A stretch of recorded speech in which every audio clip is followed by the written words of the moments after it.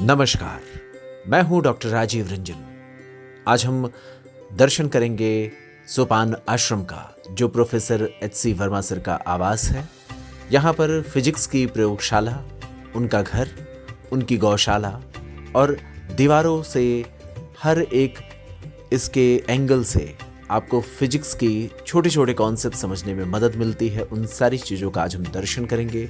हम समझने की कोशिश करेंगे किस तरीके से जीवन के इस मुकाम पर भी प्रोफेसर एच.सी. वर्मा सर छात्रों के जीवन को बेहतर बनाने के लिए काम कर रहे हैं। हम किस तरीके से प्रोफेसर एच.सी. वर्मा सर के घर तक पहुँचे, किस परिस्थितियों में उनका जीवन होता है, उनका जीवन को जीने का नज़रिया क्या है, स्टूडेंट्स को लेकर के क्या उनके विचार हैं, इन सारी चीज़ों पर हम बात करेंगे। जैसा कि आप देख सकते हैं, उनके घर तक पहुँचने का रास्ता काफ़ी मुश्किल भरा रहा है।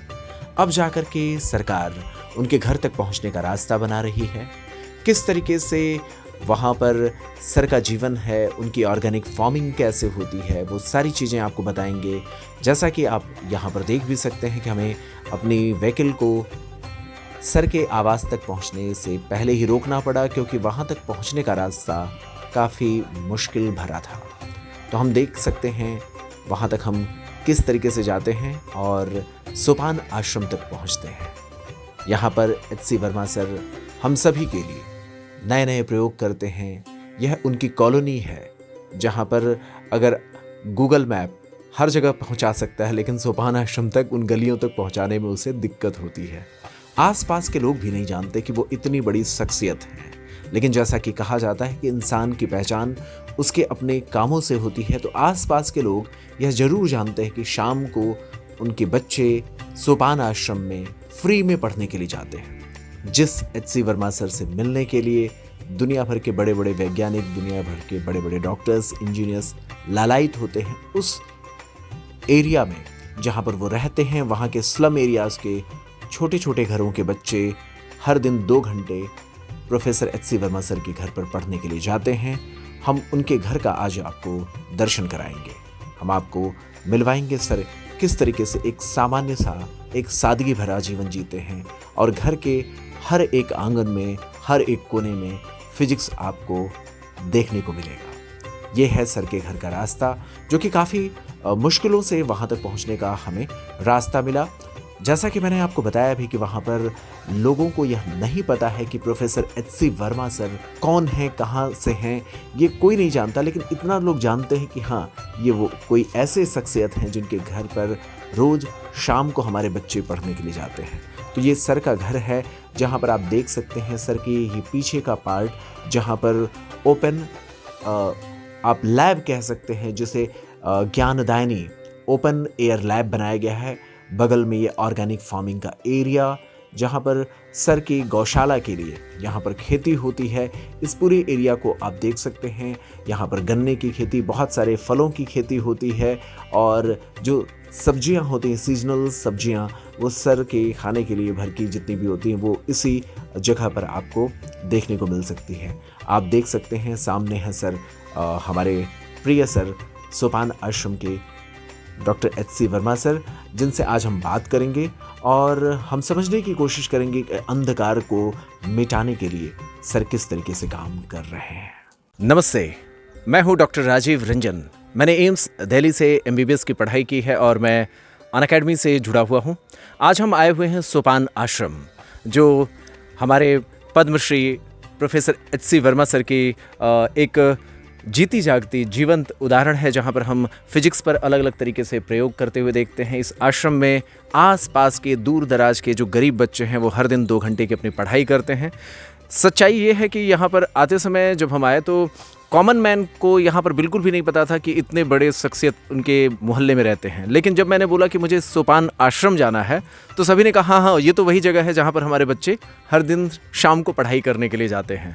तो ऐसा है सोपान आश्रम, जिसका जो वैल्यू सिस्टम है वो वास्तव में इस तरीके से ऐड होता है कि जहाँ पर काम से व्यक्ति पहचाने जाते हैं। सर की शख्सियत को पूरा इंडिया जानता है, लेकिन यहाँ के जो गरीब लोग हैं वो लोग इस बारे में बिल्कुल भी नहीं जानते, लेकिन सर के काम की वजह से ये जानते हैं कि उनके बच्चों को, गरीब बच्चों को हर दिन 2 घंटे पढ़ाने वाला सोपान आश्रम है। तो सर का मैं स्वागत करता हूँ। धन्यवाद, नमस्ते जी। आप यहाँ पर देख सकते हैं लिखा हुआ है, अंधकार को क्यों धिक्कारें, अच्छा है एक दीप जलाएं। ये सोपान आश्रम है प्रोफेसर हरीश चंद्र वर्मा सर का, जो IIT कानपुर से पूर्व प्रोफेसर रहे हैं। आइए चलते हैं हम सर के आश्रम में। प्रोटोकॉल की वजह से हम इस समय लाइब्रेरी और जो लैब का एरिया है वहाँ पर हम नहीं जा पा रहे हैं, जहाँ पर सर के तमाम प्रयोग होते हैं उस एरिया में हम नहीं जा पा रहे हैं। आज हम देखेंगे सर के जीवन के विभिन्न प्रारूप को। सर की किताबों को तो आप जानते हैं, लेकिन सर कैसे रहते हैं, सर का जीवन कैसा है, सर की सोच कैसी है, छात्रों को लेकर के वो कैसे चाहते हैं एजुकेशन किस तरीके से हमारे साथ मेल जोल बढ़ाए, कैसे हमारी उससे दोस्ती बन सके, उन सारी चीज़ों पर हम बात करेंगे। तो सर आज आप विजिट कराएं। मैं लैब आपको दिखा सकता हूँ। जी जी ठीक है, तो हम लोग लैब देख लेंगे। जी, अंदर बिना गए हुए लैब के अंदर बिना गए हुए भी जी आपको मैं लैब दिखाता हूँ। चलिए जी जरूर आइए।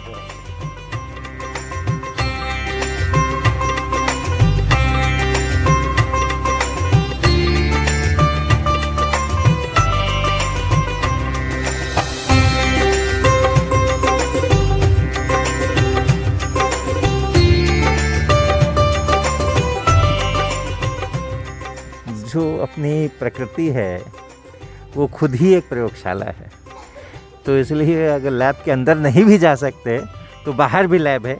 ये आप देख रहे हैं ना, यहाँ पर ये पेंडुलम है और ये यहाँ ऊपर से टंगा हुआ है और नीचे में ये लाल बॉल है। अब ये ज़रा थोड़ा अलग किस्म का पेंडुलम है, आप देखिएगा इसको ध्यान दीजिएगा ये कैसे चलता है। जी, साधारणतः जैसे पेंडुलम दोलन करते हैं वैसा नहीं है, झटके खा करके चलता है। जी हाँ और रोटेशनल मोशन भी है साथ साथ, ये भी है साथ हाँ, जबकि हम इसको कुछ नहीं कर रहे। जैसा अमूमन पेंडुलम को एक और खींच के छोड़ दिया जाता है, वैसे ही हम भी एक और खींच करके छोड़ दे रहे हैं। लेकिन अब इसका देखिए किस प्रकार ये झटके खाएगा और कैसे ये अपने डायरेक्शन चेंज करेगा। तो ऐसे विज्ञान के साथ में हम लोग काम करते हैं। एक और पेंडुलम आपको दिखाते हैं।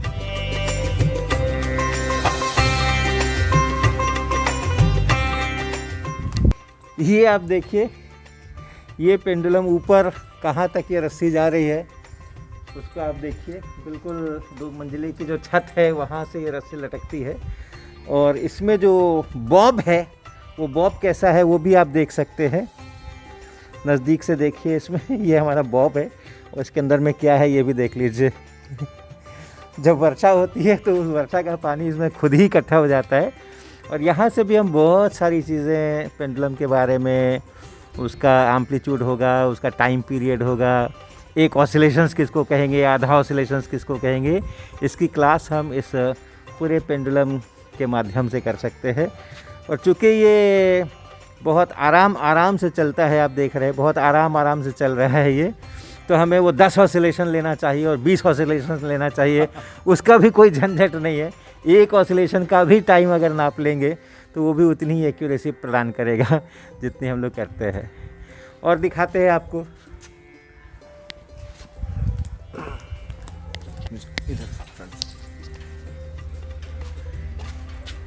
इस पूरे मॉडल को देखिए, इस पूरे मॉडल को। यहाँ पर ये कॉन्वेक्स लेंस बना हुआ है और ये इसके प्रिंसिपल एक्सिस के साथ पैरेलल रेज आ रही हैं और ऐसा करके मुड़ रही है। अब दूसरी रे हम इस डंडे से करते हैं और अगर मान लीजिए हम इसको ऐसे घुमा देते हैं तो अब एक रे यहाँ से ऐसा चल रही है, दूसरी रे ऐसा चल रही है। जो इसके ऑप्टिकल सेंटर से जा रही है वो सीधी निकल गई है और ये अपने अनुसार फोकस से होती हुई जा रही है और यहाँ पे इमेज बन रहा है। तो पता चलता है कि जब इतने डिस्टेंस पे आप ऑब्जेक्ट रखोगे तो इतने डिस्टेंस पर इमेज बनेगी। ऑब्जेक्ट डिस्टेंस को थोड़ा कम कर दें, फोकस की तरफ ले आए, तो आप देख सकते हैं कि ये बढ़ती जा रही है, बढ़ती जा रही है। एग्जैक्टली ये इसको क्लोज करते जाए, है ना सर? जी सर इधर लेके आए। हाँ। इमेज अपने आप बड़ी होती जा रही है। विजय, यहाँ पर आप देखें कि ये देखिए साइंस को जीवंत किया गया है कि आप इसको करीब लेकर के आए। हाँ बिल्कुल सही। अगर ये जितना ही दूर होगा, आपने देखा भी होगा इसको, और इसको एकदम फील कराने की कोशिश की गई है। यहाँ पर छोटा है, मीन्स दूर है। अगर हम लेंस से दूर रखे हुए हैं इमेज को, तो देखिए उधर भी इमेज छोटा बन रहा है। लेकिन हम इसे करीब लेकर के आए, जैसे सर इसको करीब लेकर के आएंगे तो देखिए थोड़ा सा हम लेंस के करीब गए तो आप देखिए इमेज भी यहाँ पर काफ़ी बड़ी बन गई जी। और अगर आप फोकस पर ले जाएं इसको जैसे ऐसे, तो अब जो रेज निकल रही है वो पैरेलल निकल रही है, और हम कहते हैं इन्फिनिटी पर इमेज बनती है, वो वैसा हो रहा है। और उससे भी करीब ले आए तो अब देखें ये डाइवर्जिंग हो गया है, और डाइवर्जिंग होने के कारण से अब उसकी वर्चुअल इमेज वहाँ पे बन रही है। तो हमारी दीवारों के जो बाहरी हिस्से हैं वो भी आपको बहुत सारी फिजिक्स इसमें से सिखा सकते हैं।